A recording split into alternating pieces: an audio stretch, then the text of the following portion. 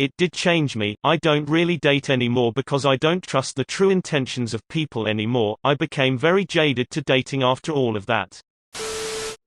People who have signed NDAs that have now expired or for whatever reason are no longer valid. What couldn't you tell us but now can? I was actually an actor in that commercial that said I wasn't. They aren't paid actors 'cause we're not paying them.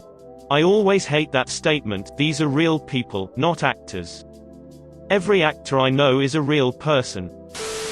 I was a translator/contractor for the US military. I also translated Marvel comic books. Marvel had tighter security. This does not surprise me. I've worked in aerospace on military contracts most of my professional career. The most restrictive NDA I've had to sign was for a candy bagging machine for a candy company. Sony got hacked over that North Korea movie, because of a 5-year-old account they didn't delete or monitor from an ex-employee. My company forgot to remove my credentials to their investors' website when I left.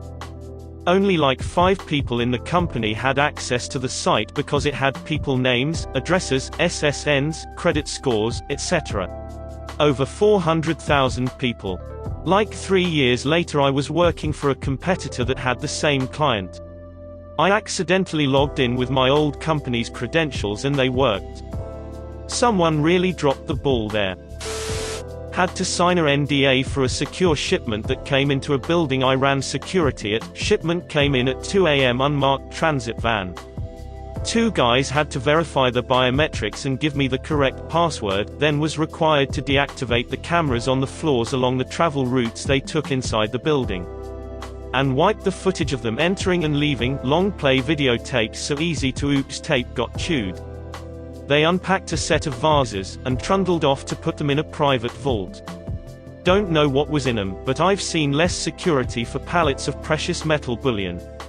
15 years in the industry and this is one story that I'll always remember.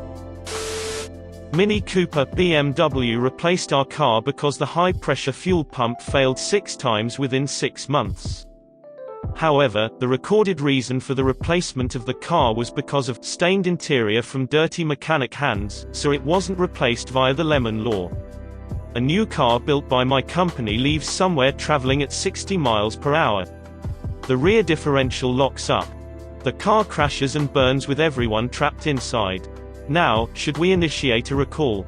Take the number of vehicles in the field, A, multiply by the probable rate of failure, B, multiply by the average out-of-court settlement, C.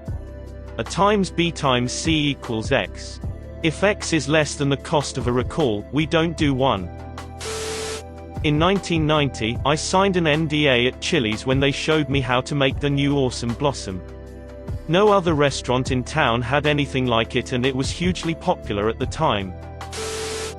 Kraft Macaroni and Cheese are coming out with a more modern and upscale version to expand their market from lower-income folks to higher-income folks. It is almost entirely the same product as the 69 blue box, but will have a lighter, less orangey color. They will be sold as shells, and not macaroni. The box will be shaped differently, and it will go for $2.50 or more. Stated to be released by 1995. Dell closed all of their in-person kiosk locations in order to get the money to fire the CEO they put in, because no one bothered vetting his contract.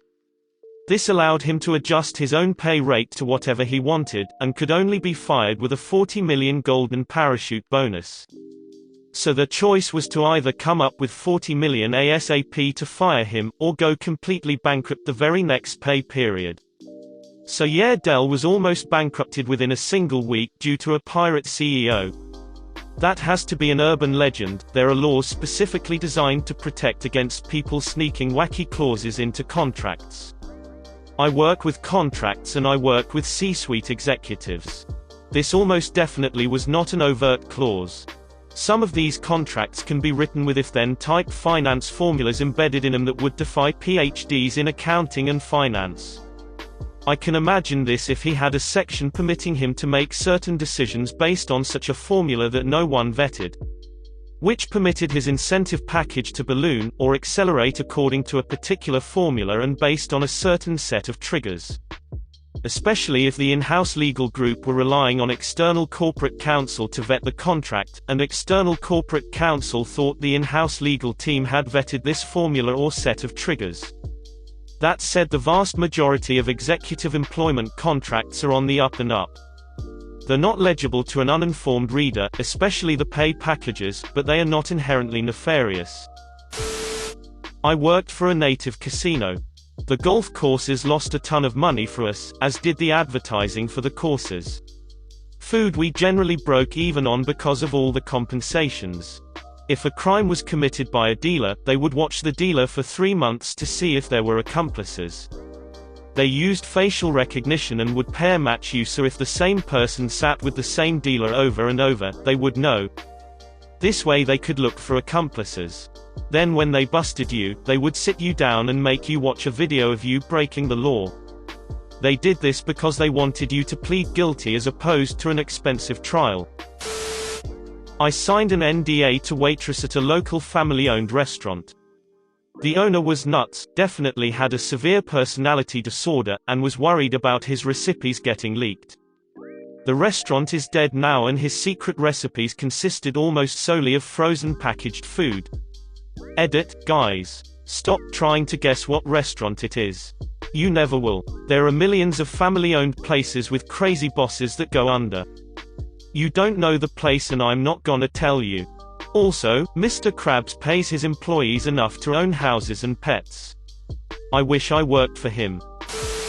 Google doesn't hire direct support employees, they open small projects in the US, hire up to 250 contract employees of varying support positions for the project. Once they get the stats needed to run everything efficiently, they have mass layoffs, and outsource their jobs to a country, Philippines, India, that's willing to accept much less than their US counterpart. At the same time, Google rakes in a huge tax cut because they're creating jobs in the local communities. My ex used to work for Google Fiber, which I think is Google Wi-Fi or something. I'm not sure because it's unavailable in our region. He worked there for about a year, and towards the end the layoffs began. They were all contracted employees who were outsourced from some outside company and were only signed on to Google if they were great. My ex was there 40+ hours every week, made great reviews, and didn't get his contract renewed. He convinced them to sign him into the outsource company again. After that, things started going downhill, the layoffs began, and he would tell me about how so-and-so got fired today because their performance reviews weren't good enough. When we broke up, he still worked there, but since then he quit and now works at a Staples, so good for him, I guess. It seemed like it was some great Google job that would get him places, but in the end, it was basically an overhyped call center in which they would replace the people they had with people from other countries.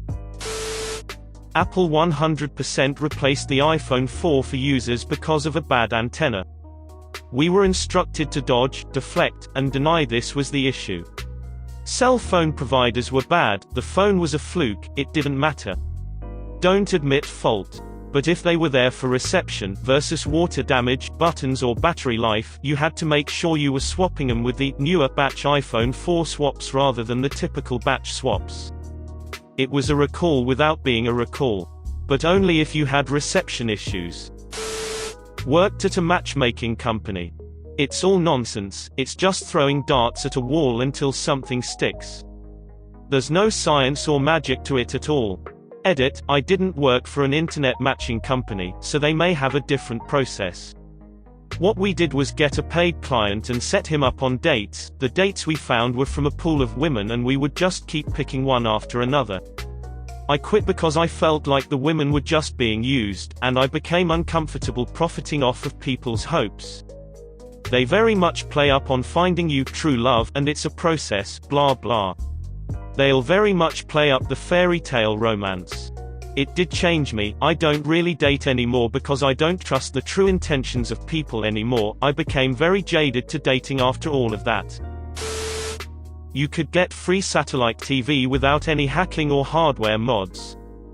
Call up your Dish or DirecTV phone line, add everything you want to get. Wait until it all appears on your account and you can watch it. Then, unplug all the hardware in your system and give them a call back, saying it wasn't you or you changed your mind, or you only had it for visiting family or whatever. Take it back down to the bare minimum or turn it off completely. Wait at least 24 hours, preferably a good 2 or 3 days. Then, plug your hardware back in and continue to enjoy everything. This has been known to work for years for a lot of people. Satellite TV is one-way communication, so the only way they update your programming authorization is to send a signal to your specific hardware. Sending satellite signals for single customers is expensive, so they don't keep doing it. When your system gets the update to turn on all the channels, it sticks until you make a change. All you have to do is skip that downgrade signal. Like and subscribe for more funny, interesting, and scary r/ask Reddit videos.